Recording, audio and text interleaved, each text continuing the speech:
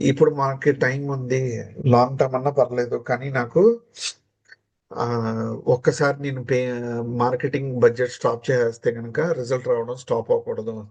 అట్లాంటి అనుకునే వాళ్ళందరూ వాళ్ళు తీసుకోవాల్సిన ఎస్‌ఈఓ. ఒకే ఒక ఆప్షన్ వచ్చేటికి ఎస్ఈఓ ఎస్‌ఈఓ. మాత్రమే.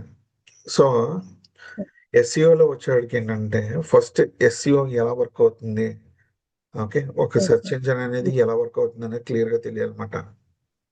Yes sir.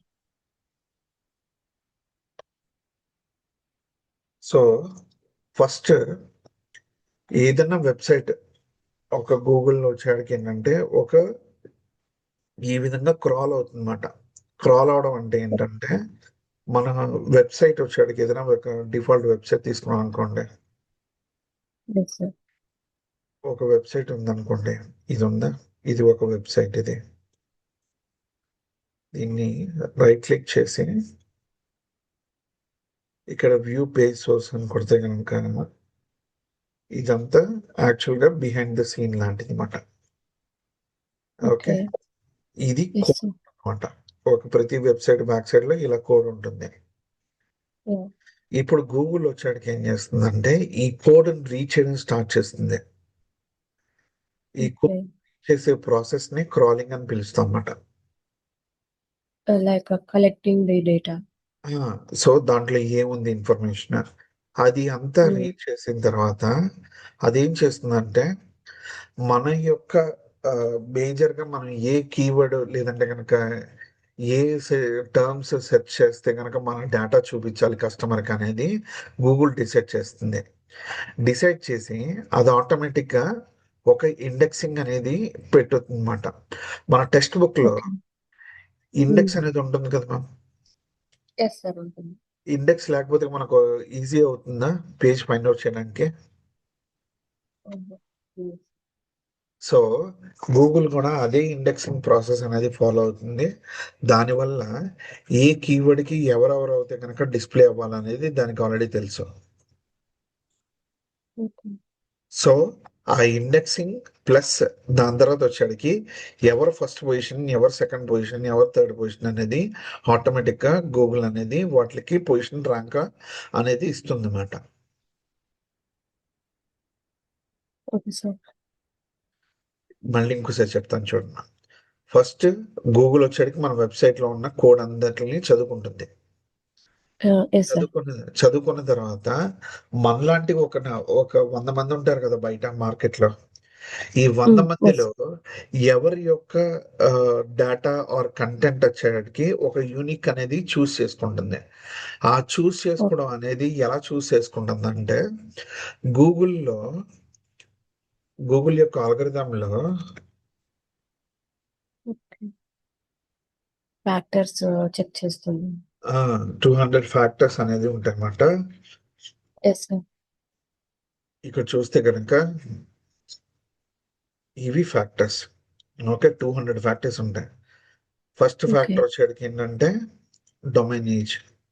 డొమైన్ హ్మ్. కొని ఎన్ని సంవత్సరాలు అయి ఉంటుంది అని చెప్పి. ఓకే, ఓకే ఎంత సార్. ఏజ్ అవుతే కనుక అంత క్వాలిటీ లేదంటే ట్రస్ట్ అనేది ఉంటుంది అనేది మెయిన్ రీజన్ వచ్చేటికి. ఓకే. మనం చెప్పే కీవర్డ్ డొమైన్ నేమ్ లో ఉంది అనేది చూస్ చేసుకుంటుంది. హ్మ్. ఓకే, ఇలాగా యెస్ సార్. డిఫరెంట్ ఆస్పెక్ట్స్ అనేది అది చెక్ చేస్తుంది అనమాట. ఈ టూ ఓకే. హండ్రెడ్ ఫ్యాక్టర్స్ లో సపోజ్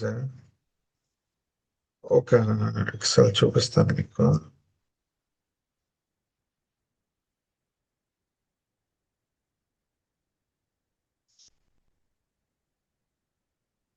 మన స్కూల్ మార్కులు అంటే మేము ఇప్పుడు మనం 4-5 ఎగ్జామ్లు ఇస్తున్నాము, కానీ ఇక్కడ 200 ఎగ్జామ్స్ ఇస్తున్నాం అన్నమాట. ఓకే, ఇది ఫస్ట్ సబ్జెక్ట్, ఇది సెకండ్ సబ్జెక్ట్ అనుకోండి, దాని తర్వాత ఇది థర్డ్ సబ్జెక్ట్ అనుకోండి. Okay, okay. Client 1, client 2, client 3 హ్మ్. వీళ్ళు వచ్చేటికి వీళ్ళకి డిఫరెంట్ డిఫరెంట్ మార్క్స్ వస్తాయి వీటిల్లో. ఇది ప్రతిదానికి 100 మార్క్స్ అనేది వీళ్ళు ఎవాల్యుయేట్ చేస్తే కనుక ఒక సబ్జెక్ట్లో వీళ్ళకి 30 వస్తుంది, ఒక సబ్జెక్ట్లో 60 వస్తుంది. హ్మ్. వీటిలన్నిటిని టోటల్ చేసి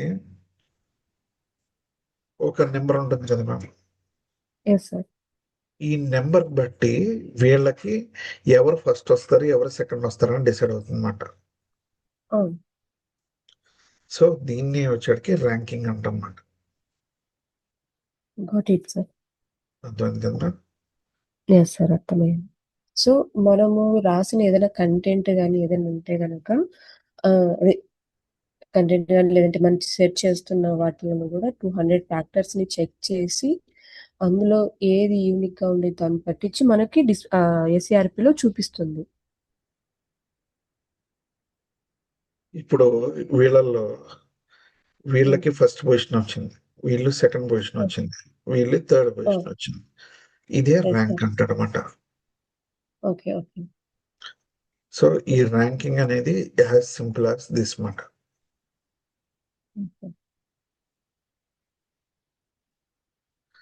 ఇప్పుడు ఈ 1 అనేది ఏంటంటే ఫ్యాక్టర్స్.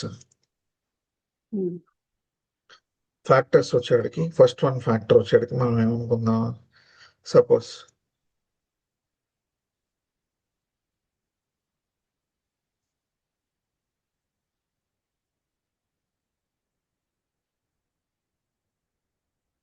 డొమైన్ ఏజ్ అనుకుందాం. డొమైన్ ఏజ్ వచ్చేటికి వీళ్ళది డొమైన్ వచ్చేసాడు 15 ఇయర్స్ ఉందనుకుందాం. Okay sir. 15 ఇయర్స్ ఉండడం వల్ల వీళ్ళకి 40 మార్క్స్ వచ్చినాయి. ఇది వచ్చేటికి okay. Keyword in the domain అనుకుందాం.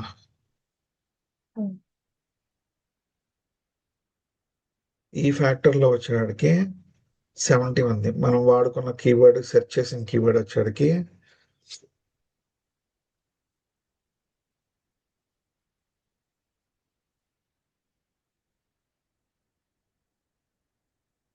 3 బిహెచ్కే అపార్ట్మెంటే కదా మనం తీసుకుంది మనం.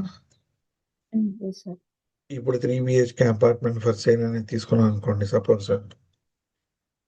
వీళ్ళు ఫోకస్ చేసిన కీవర్డే వీళ్ళ డొమైనే వచ్చేటికి ఈ విధంగా ఉంది. ఓకే. ఓకే.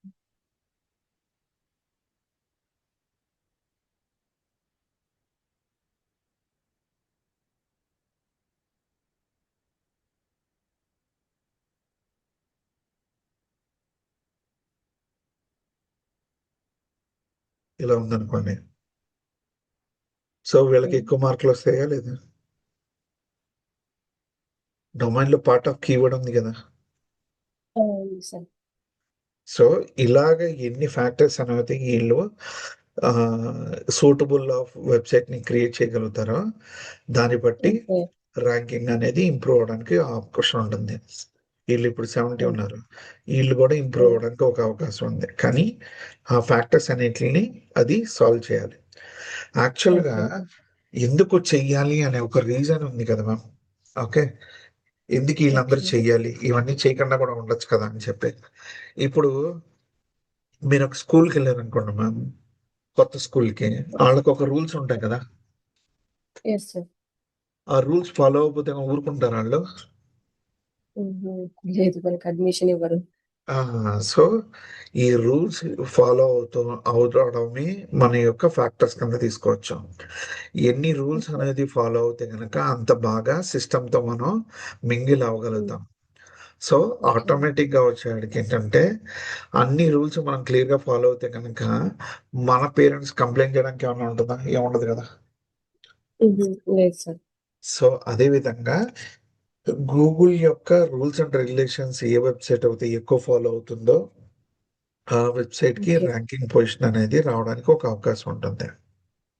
దీంట్లో ఎందుకు గూగుల్ ఈ రూల్స్ అన్ని ప్లేస్ చేయాల్సి ఉంటుందంటే, కస్టమర్ అనేది ఎవరైతే గూగుల్ యొక్క కస్టమర్ ఎవరు, కన్స్యూమర్, వాళ్ళకి ఏ డేటా అయితే కావాలో ఎగ్జాక్ట్ గా ఆ డేటా ఇవ్వాలి.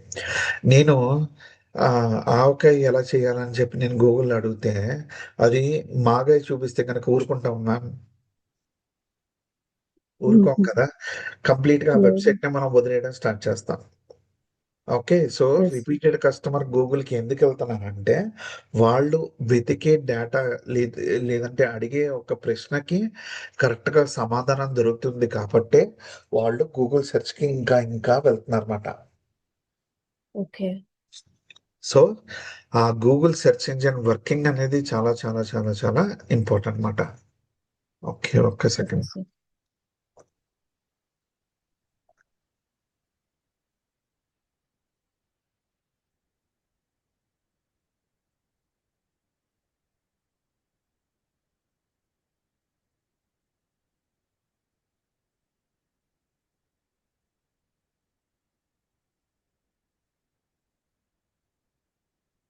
ఇదొక 5 మినిట్స్ వీడియో మ్యామ్. మీరు హ్మ్. ఒక మీకు ఫ్రీగా ఉన్నప్పుడు ఒక 2, 3 సార్లు చెక్ చేయండి. హ్మ్. ఓకే. మీకు క్లియర్‌గా అర్థమవుతుంది. యాక్చువల్ సెర్చ్ హ్మ్. ఇంజిన్ వచ్చేవాడికి ఏ విధంగా వర్కౌట్ అవుతుందనేది. హ్మ్. ఓకేనా? దాని తర్వాత ఇది కూడా ఫాలో అవ్వండి. ఆహ్, ఓకే సార్. ఫాలోయింగ్ ఆప్షన్ ఉంటే గనక మీకు గూగుల్ నుంచి ఏమి చేంజెస్ జరిగినా సరే మీకు నోటిఫై అవుతూ ఉంటాయి. హ్మ్. Okay sir. సో, ఎస్ఈఓలో వచ్చేసరికి ఫస్ట్ వర్క్ అయ్యేది క్రాలింగ్, హ్మ్. దాని తర్వాత ఇండెక్సింగ్, దాని తర్వాత ర్యాంకింగ్. ఈ ఆ! 3 యాస్పెక్ట్స్ అనేది క్లియర్‌గా గుర్తుంచుకోవాలన్నమాట. First part okay crawling sir. జరుగుతుంది. Second okay. Indexing, indexing. తర్వాత ranking. Third part ranking. So, ఈ మూడిట్ల బేస్ మీద మనకొచ్చే సెర్చ్ రిజల్ట్స్ అనేది డిపెండ్ అవుతాయన్నమాట. ఇప్పుడు మన సెర్చ్ పేజ్ వచ్చేకాడికి ఎలా ఉంటుందంటే,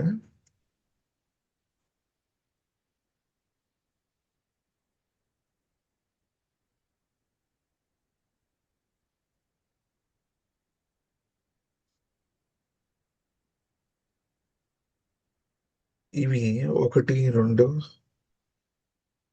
1, 2, 3, 4, 5. 5 అడ్వర్టైజ్‌మెంట్స్ రావడానికి అవకాశం ఉందన్నమాట గూగుల్‌లో. హుహుహు. ఓకే. దాని తర్వాత 1, 2, 3, 4, 5, 6, 7, 8, 9, 10. ఈ 10 ఎప్పుడు వచ్చేడికి గూగుల్ యొక్క ఆర్గానిక్ రిజల్ట్స్ అన్నిట్లో ఉంటాయి.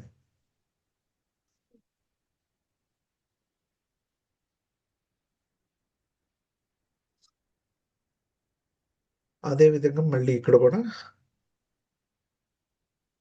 1, 2, 3, 4 అండ్ 5 సమ్‌టైమ్స్. ఇక్కడ మళ్ళీ కూడా ఇది కూడా మళ్ళీ పెయిడ్ అడ్వర్టైజ్‌మెంట్ ఉంటుందన్నమాట.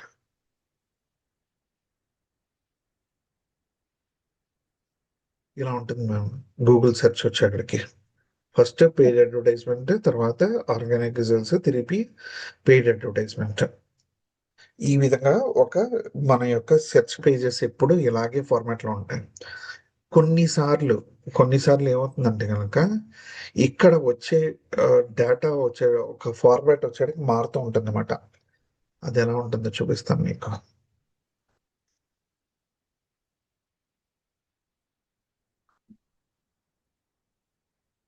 ఇక్కడ రెస్టారెంట్ నియర్ మీ అనంగానే ఇక్కడ ప్లేస్ వచ్చింది చూసారా? Yes sir. ఎందుకంటే రెస్టారెంట్ వచ్చేటికి నేను వెళ్ళాలనుకుంటున్నానిప్పుడు. So, okay. ఆ బిహేవియర్‌తో వచ్చేటికి బిజినెస్ టు బిజినెస్ ఏ విధంగా ఈ సెర్చ్ పేజ్ అనేది ఫార్మాట్ అవుతుందో మారుతూ ఉంటుంది. ఓకే. ఓకే. ఇదొక కీ ఎలిమెంట్ మాట. మన యొక్క బిజినెస్ ఏదైతే గనక కస్టమర్‌ది మనం టార్గెట్ చేయబోతున్నాం అనుకుంటున్నామో, దాన్ని చెక్ చేసి ఏ విధంగా వస్తుందనేది కూడా చూసుకోవాలి. Okay sir. అందరూ స్పాన్సర్డ్ వస్తదనుకుంటారిక్కడ. ఆ! అవును సార్. కానీ ఇప్పుడు స్పాన్సర్డ్ రాలేదుగా మరి. ఆహా! రాలేదు సార్. ప్లేసెస్ అని చెప్పి వచ్చింది. సో, మన కస్టమర్ యొక్క బిజినెస్ బట్టి ఇవి చేంజెస్ అనేవి జరుగుతూ ఉంటాయి. అప్డేషన్స్ అనేవి జరుగుతూ ఉంటాయి. అవి మనం చెక్ చేసుకుంటూనే ఉండాలన్నమాట. ఓకే. Okay sir. క్లియర్ కదా మ్యామ్ ఇది? Yes sir. క్లియర్ అయింది. ఓకే. అంటే బిట్వీన్ యాడ్ రిజల్ట్స్ పేజ్‌లో మిడిల్‌లో 10 ఆర్గానిక్ రిజల్ట్స్ అనేటివి చూపిస్తుంది మెయిన్‌గా. అవును. పైన టాప్ పైన ఒక 5 అడ్వర్టైజ్‌మెంట్స్ వరకు చూపించొచ్చు. కింద ఒక 5 ఓకే. అడ్వర్టైజ్‌మెంట్ చూపించొచ్చు. కానీ ప్రతి మిడిల్ పేజ్‌లో 10 వచ్చేడికి ఆర్గానిక్ రిజల్ట్స్ ఉంటాయి. ఓకే. Okay sir. ఓకే. ఓకేనా? So, okay. అది మన యొక్క క్లియర్ పిక్చర్ అన్నమాట. ఇప్పుడు క్రాలింగ్‌కెళ్ళినప్పుడు ఏమవుతుందంటే మన హోమ్ పేజ్లో మెనూ ఉంటుంది కదమ్మా. Yes sir. మెనూ ఉన్నప్పుడు ఏంటంటే లోపల పేజెస్ యొక్క డీటెయిల్స్ కూడా ఉంటాయి అన్నమాట. ఓకే. ఏమవుతుంది, హోమ్ పేజ్కి వచ్చిన ఏదైతే ఈ క్రాలింగ్ అనేది జరుగుతుందో, హోమ్ పేజ్ నుంచి మన సర్వీస్ పేజెస్ నుంచి కాంటాక్టర్స్ పేజ్కి అలాగా ఓకే. పూర్తి వెబ్సైట్ అనేది క్రాల్ అవడం స్టార్ట్ అవుతుంది అన్నమాట. దానివల్ల గూగుల్ క్రాలింగ్ అనేది మనకి ఎప్పుడు అడ్వాంటేజ్ కింద తీసుకుంటాము. గూగుల్ క్రాల్ ఓకే అనేది సార్. మనం అడ్వాంటేజ్ కింద తీసుకుంటాం అన్నమాట. ఎస్. Google crawl okay. ఎంత బాగా జరిగితే గనక మన యొక్క డేటా అంత బాగా కస్టమర్స్ కి కనబడుతుంది అనేది మన యొక్క కీన్ ఇంటర్. అబ్జర్వేషన్ అన్నమాట దీంట్లో. ఇప్పుడు ఓకే. ఎస్సీఓలో డిఫరెంట్ టైప్స్ ఆఫ్ ఎస్సీఓస్ ఉన్నాయన్నమాట. ఓకే.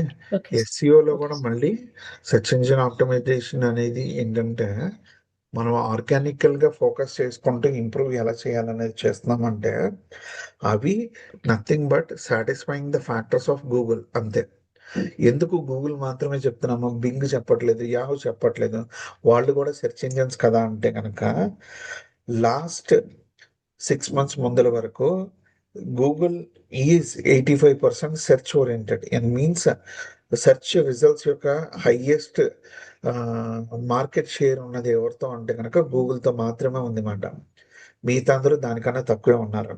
5% కన్నా తక్కువ ఉన్నారు బింగ్, యాహూ వీళ్ళందరూ.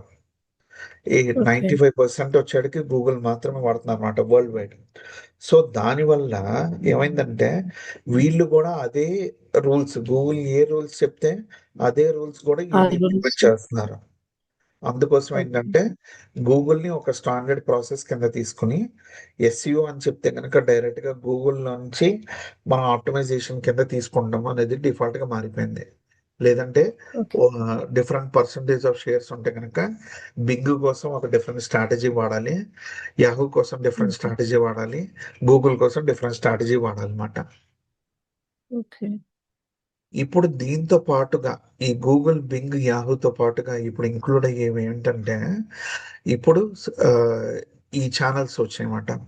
చాట్ జీపీటీ గానీ, పర్ప్లెక్సిటీ గానీ, జెమినై గానీ, హ్మ్. ఈ ఎల్ఎల్ఎమ్స్ అన్నీ వచ్చేటప్పటికి ఇప్పుడు వాటిలో గూడా ఎవరైతే కస్టమర్స్ వచ్చాడో అదే డేటా అడుగుతున్నారు కాబట్టి, వాళ్ళకి గూడా మన యొక్క డేటా డిస్‌ప్లే చేపిచ్చాలి.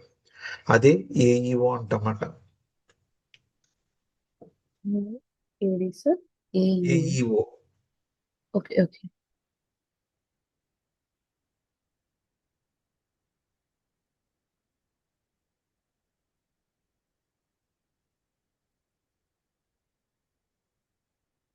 ఒక్క సెకండ్ మ్యామ్. ఓకే.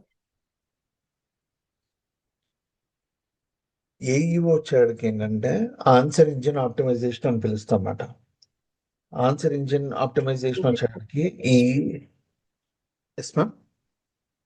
లేదు సార్. దాన్ని రిపీట్ చేస్తున్నాను నేను. Note okay. చేసుకుంటున్నా అందుకనేసి. నోట్ చేసుకోండి. ఇప్పుడు ఆన్సర్ ఇంజిన్ వచ్చేటికి ఏంటంటే, ఇప్పుడు ఇదే వచ్చేటికి వాయిస్‌కి కూడా హెల్ప్ అవుతుందన్నమాట. అలెక్సా గానీ, సిరి గానీ వీటిలన్నిటిని ఆన్సర్ ఇంజిన్స్ అంటామమాట. Okay sir.